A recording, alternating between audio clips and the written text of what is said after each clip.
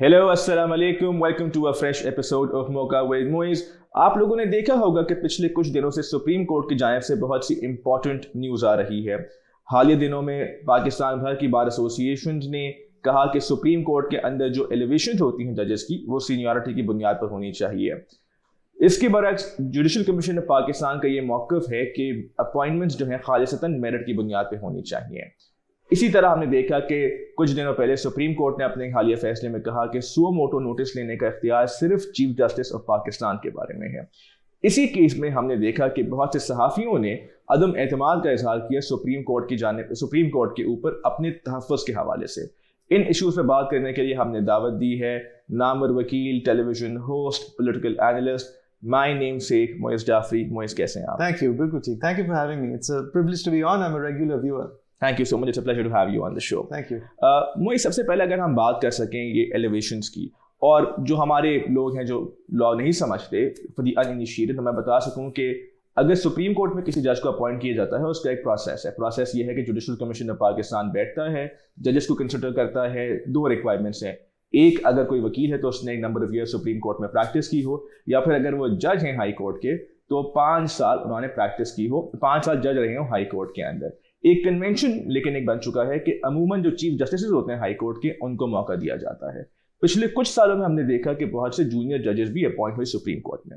अब मुझे सवाल ये बनता है कि ये जो दो रिक्वायरमेंट्स हैं, कि एक प्रोसेस है कि जुडिशल कमीशन ऑफ पाकिस्तान बैठेगा, 10 साल का एक्सपीरियंस हो सुप्रीम कोर्ट का, या 5 साल हाई कोर्ट के जज रहे हों, क्या आपके ख्याल में is this sufficient to curtail the chief justice discretion, या फिर डिस्क्रेशन को मजीद कर्टेल करने के लिए कोई और गाइडलाइंस होनी चाहिए, चाहे वो सीनियरिटी हो या वो कोई और हो?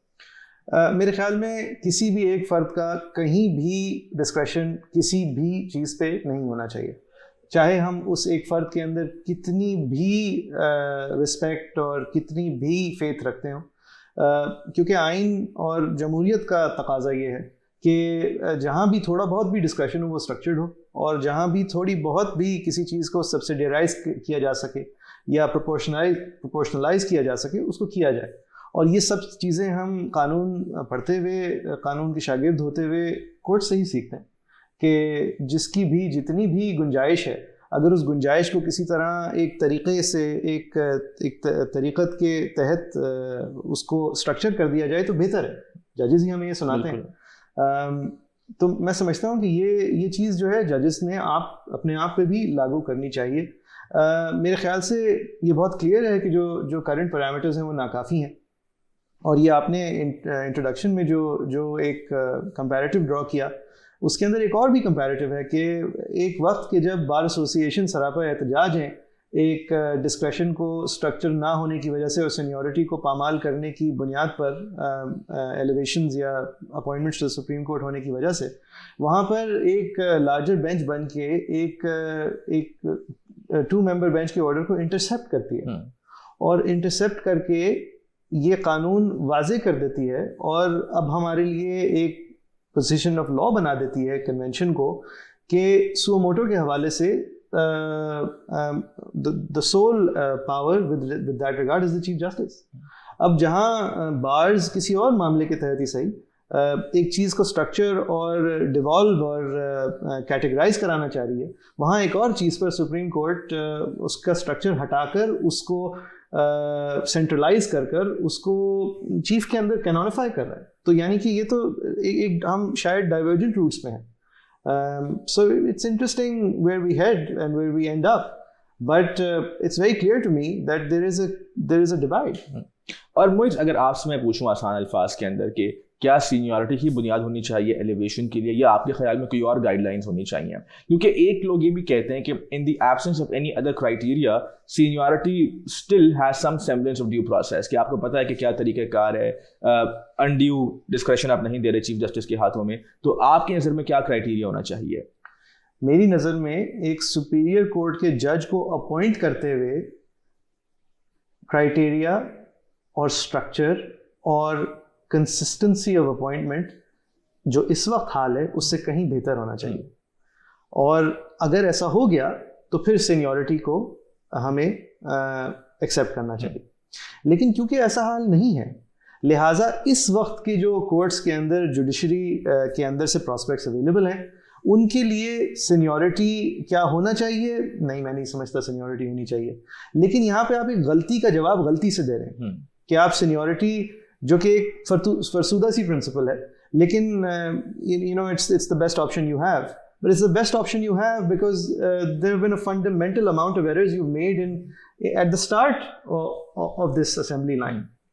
As lawyers from you know, a lot of the commentators from the Lahore High Court, as they have put on paper and as they've commented in the news, that if you put something on an assembly line, it's fit to deliver baggage and not justices, and I agree with that. But then there should be some form of process as to what you put on that conveyor belt or assembly line. And that process, as enshrined in the Constitution, is clearly not good enough. It's clearly been, as was also debated in Lahore, ये जो एक बहुत उम्दा debate Waqas Mir ने host की थी, और उसमें अवान साहब ने ये कमेंट की थी, और मैं उसको इस शो के लिए रिवाइज भी कर रहा था कि उन्होंने इसको मुनीर भट्टी की करेक्शन कहा, जो इस वक्त अमल आ रहा है कि सीनियरिटी को इग्नोर किया जा रहा है। वो इसलिए इग्नोर किया जा रहा है इसलिए कि एक over correction in the form of Munir Bhatti हो गई थी, वो भी नहीं होनी चाहिए थी, और आज जो हो रहा है वो भी नहीं होना चाहिए था। यानी कि वंस अगेन जो अवाम के नुमाइंदगान ने सोचा था वही शायद बेहतर था, which was the way appointments were structured in the 18th amendment. अच्छा, एक और यहाँ बड़ी दिलचस्प बात है कि हम देखते हैं कि ना सिर्फ अपॉइंटमेंट का प्रोसेस नहीं क्लैरिफाई किया गया, बल्कि जुडिशल कमीशन में पाकिस्तान की मीटिंग्स जो हैं उनके मिनट्स कहीं पब्लिश नहीं होते हैं। सो फॉर एग्जांपल, अगर आपने किसी जूनियर जज को प्रेफर किया भी है ओवर अ सीनियर जज, you and I and the public has a right to know कि क्यों किया गया है, क्या डिस्पोजल रेट बेहतर है, क्या किसी जज के खिलाफ जो नीचे से इनको आप ऊपर नहीं लेकर आ रहे, क्या करप्शन के इल्ज़ाम आते हैं, अगर करप्शन के इल्ज़ाम आते हैं तो रेफरेंस क्यों नहीं उनके खिलाफ बनाया जा रहा।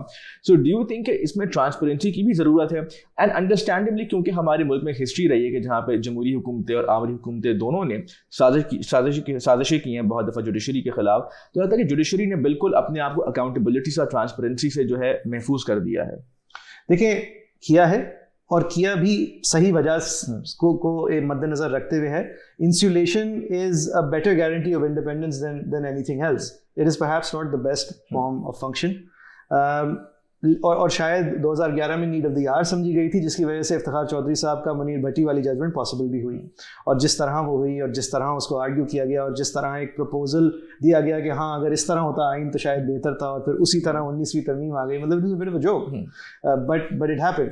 And perhaps everyone at that time, fresh out of the lawyers movement, was paranoid enough to think that this is better than everything else. But it showed, the next 8-9 years showed that it was perhaps an overcorrection, or it was an overkill it was a remedy to a malady that didn't really exist.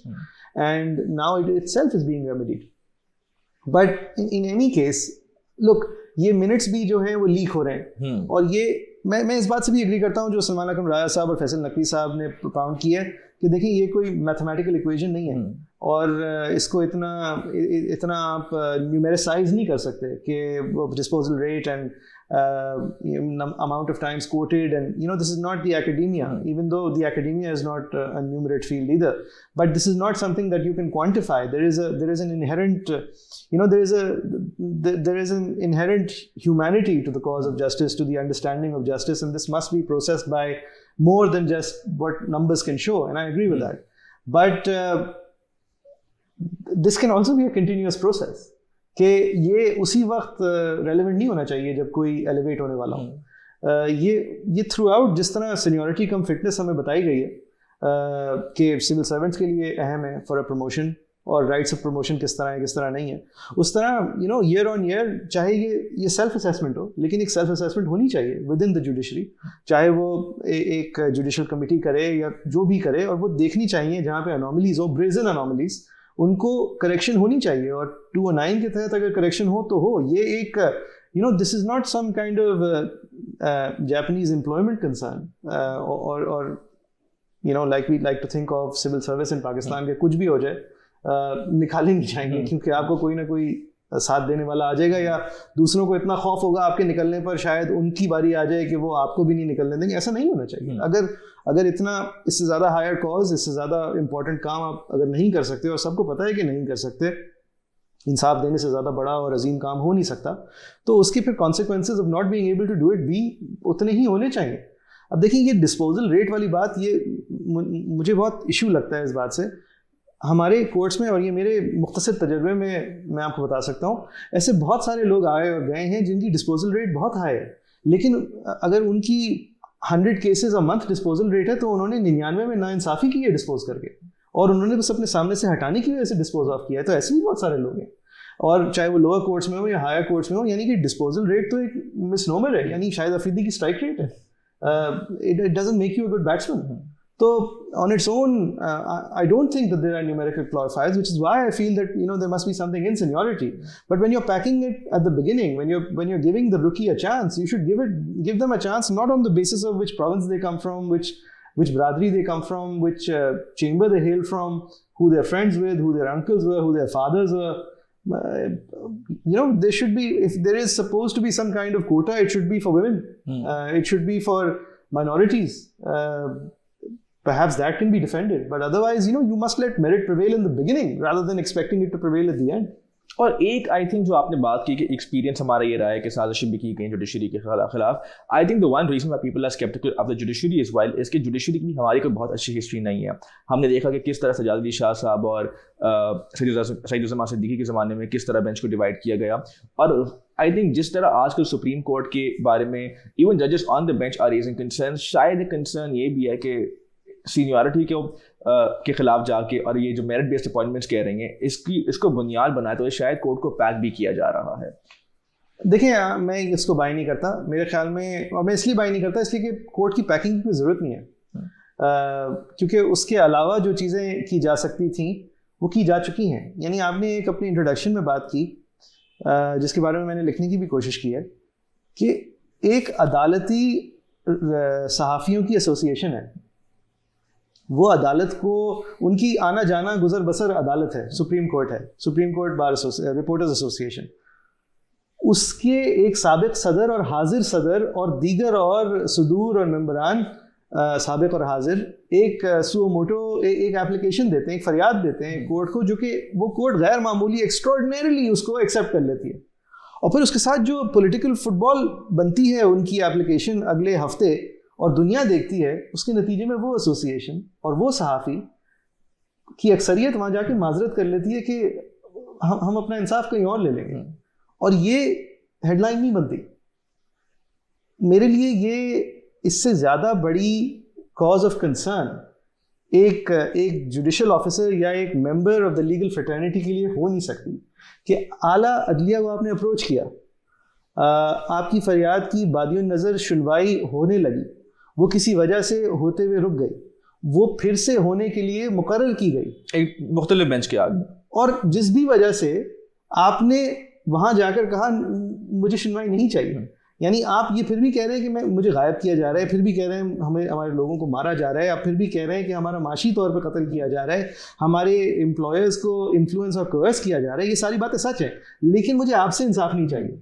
इससे बड़ी headline for a legal fraternity, और मैं ये नहीं कह रहा कि ये कुछ दिखाती है, मैं सिर्फ ये कह रहा हूँ कि ये कुछ सवाल तो उठाती है ना, बात कम से कम सवाल तो उठाती है, तो वो सवाल आपको उठते नजर आ रहे हैं। हमारी बार्स स्ट्राइक कर रही हैं, किस बात पे स्ट्राइक कर रही हैं? सीनियरिटी को पामाल करते हुए आयशा मलिक साहिबा को जज बनाया जा रहा है। क्या ये इशू ज़्यादा बड़ा और ज़्यादा इंपॉर्टेंट और ज़्यादा कंसर्निंग इशू नहीं है for the bars to try and get together? मतलब मेरे लिए तो है, perhaps because I know this, मतलब I know the life of a journalist more than a normal lawyer would, but मेरे लिए तो ये इशू है कि देखिए, the lawyers movement wouldn't have been possible for a number of things. Firstly it wouldn't have been possible अगर मुशर्रफ साहब के जो सबऑर्डिनेट्स थे वो उनके खिलाफ कंस्पायर नहीं कर रहे होते, और as is now known Iftikhar Chaudhry के साथ मिल के कंस्पायर नहीं कर रहे होते, नहीं होती सक्सेसफुल। हम सारी एतजाज़ हसन साहब की शायरी सुनते और उसकी एडिशंस छाप के उसकी कमेमोरेशंस करते, लेकिन उसकी वजह से कोई जीत नहीं होती। और दूसरी वजह से इसलिए जीत नहीं होती इसलिए कि नवाज शरीफ साहब और उस वक्त के सियासतदान साथ अगर नहीं आते, और अगर वो पब्लिसाइज नहीं होती तो वो साथ आने का उन्हें मौका या फ़ायदा नज़र नहीं आता और मिलता नहीं। लिहाजा जो सहाफ़ियों ने पब्लिसाइज किया वो ज़रूरी थी, वो एक क्रिटिकल स्पार्क था जिसकी वजह से बाकी सब कुछ हुआ, कल्मिनेटिंग इन परहैप्स मुनीर भट्टी। तो ये जानते हुए कि ये हमारे जो एज ओल्ड चैरियट है उसके कम से कम ये तीसरे पहिए नहीं है, लेकिन कम से कम घोड़ों में से तो एक है ना ये जो सहाफ़ी हैं। तो ये जानते हुए अगर सहाफ़ियों का ये रवैया है और ये डिक्लेरेशन है, और इसको हम किसी अखबार में नहीं देख रहे reported on as the concern it should be, तो that in itself should be concerning. अच्छा, हमने वो इस बात की जुडिशरी की, हमने बात की सहाफ़ियों का ने किस तरह अदम एतमाद का इज़हार किया सुप्रीम कोर्ट के हवाले से. आई थिंक एक इस पूरे सिचुएशन के अंदर बड़ा इंपॉर्टेंट सवाल है और वो ये है कॉन्स्टिट्यूशन ऑफ बेंचेस का. हमने देखा कि माजी में पेशावर के अंदर 3 जजेस एक केस सुन रहे थे. जस्टिस काजी फायज ईसा ने उस वक्त के चीफ जस्टिस से डिसएग्री किया, उन्होंने फॉरन बेंच डिसॉल्व कर दिया. बाद में Saqib Nisar Qazi Faez in Peshawar, yes, and then Mansoor Ali Shah sahab की जजमेंट आई बड़ी इंपॉर्टेंट, जिसमें उन्होंने कहा कि अगर एक दफ़ा एक बेंच एक केस को सुनना शुरू कर दे, आप यूनिलैटरली उस बेंच की कॉन्स्टिट्यूशन को चेंज नहीं कर सकते. इसी तरह हमने देखा कि बहुत से जजेस जो किसी केसेस के अंदर डिसएग्री करते हैं, डिसेंट करते हैं, उनको रिव्यू वाले बेंच के अंदर हिस्सा नहीं बनाया जाता. जस्टिस बाकर को हॉस्पिटल वाले केस में रिव्यू का हिस्सा नहीं बनाया गया. इसी तरह हबारा बस्टेज वाले केस के अंदर जस्टिस दोस्त मोहम्मद खान को निकाल दिया गया रिव्यू वाले बेंच से. तो ये जो कॉन्स्टिट्यूशन की बहुत सी बात भी कर रही हैं कि कोई इसका भी क्राइटेरिया हो और इस डिस्क्रेशन को भी कर्टेल किया जाए. इस हवाले से आपका क्या ओपिनियन है? मेरे ख्याल में ये एक ऐसी चीज़ है जो न्यूमेरिकली की जा सकती है. मेरे ख्याल में रोस्टर फिक्सिंग एल्गोरिथमिकली की जा सकती है. और मेरे ख्याल में इसकी जो पुशबैक आएगी वो ये अगर होगी कि कुछ जजेस जो हैं वो क्रिमिनल लॉ के एक्सपर्ट्स हैं, कुछ जजेस किसी और लॉ के एक्सपर्ट्स हैं, तो वहाँ पर फिर मैं ये एलिवेशन के क्राइटेरिया की वक्त बात करूँगा जो सब लोगों ने आर्ग्यू किया है कि ऐसा नहीं हो सकता. ये 17 उम्दा तरीन लीगल माइंड्स हैं, ये हर चीज़ के एक्सपर्ट हैं, और अगर ये इन्होंने एक चीज़ अपनी ज़िंदगी में ज़्यादा की है तो सो बी इट, लेकिन ये यहाँ पे महज एक क्रिमिनल लॉ एक्सपर्ट होते हुए नहीं आ सकते और नहीं आए. ये they are here because of the strength of their command over the concept of law, and hence they should be able to deliver on whatever the algorithm puts before them, and that is something that should be done algorithmically. And yes, I agree कि that is something which is abused the most bye जजेस like Saqib Nisar, bye जजेस who want a predetermined outcome, which results in journalists commenting on what they assume to be a predetermined. Can there be a greater travesty of justice than for someone to look at the names on a bench and to assume what is going to happen in a hearing? Not on the basis of the precedent of that bench's past decisions, but on some other exterior understanding. Can there be a greater disservice to the understanding of justice? I don't think there can. Which is why I think ये जो bench creation को अगर आप with in the 4 corners of propriety and law देखें तो जी इसको algorithmic होना चाहिए. और अगर पास प्रेसिडेंट देखें कि इसकी वजह से क्या क्या हो पाया है, इमरान खान साहब की डिस्क्वालिफिकेशन के वक्त क्या मेयार रखा गया, जहांगीर तरीन की डिस्क्वालिफिकेशन के वक्त क्या मेयार रखा गया, सदाकत और अमानत की तलवार नवाज शरीफ साहब के वक्त किस तरह चली, ख्वाजा आसिफ के वक्त किस तरह, शेख रशीद के वक्त किस तरह, शेख रशीद के वक्त किस तरह, इमरान खान के लिए जो कार्व आउट अप्लाई किया गया वो कार्व आउट क्या नवाज शरीफ पे अप्लाई नहीं किया जा सकता था. और अगर एक अखबार the pre eminent paper of your country calls Jahangir तरीन स्केपगोट, दे कॉल जहांगीर तरीन a part of the deal that Jahangir Tareen was supposed to be disqualified in return for Imran Khan being cleared. I'm not saying there's any truth to it, but this kind of commentary was only made possible because of how these cases went to court, where they were listed in court, and how they proceeded in court. So I think that should not be the case. अच्छा, मैं इस आखिरी जो एक सवाल मैं आपसे करना चाहूँगा वो है about judicial committee. Balancing act, sorry, Jahangir Tareen का कहा गया था, sorry, वो Don printed it as the balancing act. There is no balancing act between two different causes, but that was the perception of the time. Ji sorry. एक जो सवाल बड़ा मेरे लिए इंपॉर्टेंट है वो ये है कि ऑल्दो जुडिशियल यूनिटी शायद होनी भी नहीं चाहिए बिकॉज जजेस should have their own views and different views, लेकिन हमें नजर आ रहा है कि इस वक्त शायद हमारी तारीख में सबसे ज़्यादा टेंशंस हैं on the bench. We see that some of the जजेस have raised their concerns about the issues that we are talking about. हमने देखा कि किस तरह जस्टिस काजी फायज ईसा के केस में टेंशन राइज करी कि जिस तरह बेंच के ऊपर डिफरेंट जजेस की हमने देखा कि they were heated debates on the bench, they were humans that they were heated debates outside the bench as well. और हमने देखा कि किस तरह वो जजेस जिन्होंने एक सर्टेन व्यू लिया काजी फायज ईसा के केस के अंदर, हम नाम भी ले सकते हैं जस्टिस मकबूल बाकर ने, जस्टिस मंसूर अली शाह ने, किस तरह बाद में उनकी किरदार कशी की गई, सोशल मीडिया के ऊपर पेड कैंपेन्स किए गए उनके खिलाफ. तो इस पूरी सिचुएशन के अंदर don't you think it has become extremely easy for anybody outside the court to not just divide the court but to obtain any favorable outcome? Because हमने ये देखा था कि 2009 के अंदर the judges who were left behind, जिन जजेस ने PCO के ऊपर वोट नहीं दिया था उनमें कम से कम एक यूनिटी नज़र आती थी. आज नज़र आता है कि बेंच के ऊपर बहुत ज़्यादा ग्रुपिंग्स उस तरह बन गई हैं कि किसी के लिए भी आसान है कि इस कोर्ट को डिवाइड कर सके, उसके खिलाफ साजिशें कर सके. शायद हो, लेकिन अगर यूनिटी का मतलब इफ्तिखार चौधरी और साकिब निसार है तो डिसयूनिटी और डिवीजन बेहतर है। और अगर डिसेंट का हम इसी तरीके से डिसेंट देखेंगे, डिसेंट की शुरुआत इस तरह कड़वी होगी, so be it, because dissent is the beauty of our judicial system. It is what allows you to have that escape valve, that pressure valve's escape, that lets you correct your course in later points of history, in later points of time. So देखिए, I not for one second ये you know, this is something that you hear more from organizations like the DHA कि आपने इस चीज़ को publish क्यों कर दिया, आपने इस चीज़ को पब्लिक क्यों कर दिया, आप हमारे पास आ जाते, आप इसको किसी तरह छुपा लेते, इसको किसी तरह सीक्रेट रख लेते. You don't expect this from the judicature. You don't expect this from people who make a living trying to make everything as transparent as possible, trying to shed light upon every single corner of how everyone else functions. So no, I don't agree. I think dissent is good. I think more dissent is better. I think it will lead to there being a more inclusive debate in the judicial system rather than waiting for someone to go bald or get white hair before you start taking them seriously, and by then it's too late. Or, you know, as far as women are concerned, this form of dissent will allow for better commentary on issues with regards to the gender balance. And it is not something that can wait for another decade or two. It's something that's already 3 or 4 decades too late. So I don't see it. So be it. If it is leading to people being able to take advantage of a rift, then so be it. People took advantage of unity when it was united. And बस एक जो सवाल बड़ा important है, आपने बात बीच में की कि अगर एक आदमी परफॉर्म नहीं कर रहा एज अ जज, का इंसाफ नहीं दे पा रहा, तो उसको नहीं रहना चाहिए अपनी नौकरी के ऊपर. हमने देखा कि पिछले 50 सालों के अंदर there has only been one जज who was removed by the Supreme Judicial Council, जैसे शौकत अली सिद्दीकी. और अनफॉर्चुनेटली वो भी इसलिए नहीं हुआ कि उनकी परफॉर्मेंस ठीक नहीं थी. शौकत अली वाज इन 1971, सो उसके बाद सिद्दीकी. सो सिद्दीकी के अंदर जो हमने देखा कि जिस तरह से कि कोई परफॉर्मेंस के ऊपर नहीं निकाला गया, किसी करप्शन के ऊपर नहीं निकाला गया कि आपने अपने चीफ जस्टिस के खिलाफ बात की. जब आप बात कर रहे थे डिसेंट की, तो हमने देखा कि अगर एक जज ने उस हद तक डिसेंट एक्सप्रेस की तो उसको अपनी नौकरी से हाथ धोने पड़े. And there are concerns that there are some जजेस on the bench who lack the competence और in some cases do not have the integrity to be on the bench. So आपके ख्याल में ये प्रॉब्लमैटिक नहीं कि सिर्फ जो है आपने इतने सालों के अंदर एक जज के खिलाफ कार्रवाई की और वो भी इस बुनियाद के ऊपर? बिल्कुल प्रॉब्लमैटिक है. और दूसरा ये भी प्रॉब्लमैटिक है कि आपने उसको जब निकाला तो चीफ जस्टिस की नाफरमानी पर नहीं, चीफ जस्टिस की नाफरमानी की वजह से आपने फिर हसास इदारों की बेइज्जती कर दी, इस वजह से निकाला, फॉर गॉड सेक.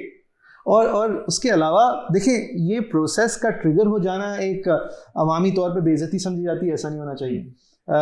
रूल्स जो है वो रिफ्रेम होकर इसको एक constant process of understanding and betterment किया जा सकता है.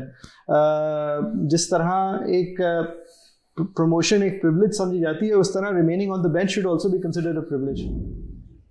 इस तरह मेरे ख्याल से हमारे जो प्रैक्टिशनर्स रूल्स हैं वो जिस तरह आपको डिसअलाउ करते हैं from practising within the province that you served as a जज, आई थिंक वो अगर कंटिन्यू करते हैं तो जो लोग फारिग भी हो जाते हैं उनकी फुल पेंशन कवर उन्हें मिले.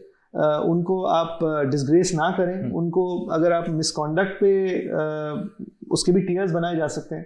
अगर मिसकॉन्डक्ट ड्यू टू इनकॉम्पिटेंस है तो उसको आप समझ लें एक लेसर इशू बना लें और उसकी वजह से आपके पेंशनरी बेनिफिट्स कंटिन्यू किए जा सकें.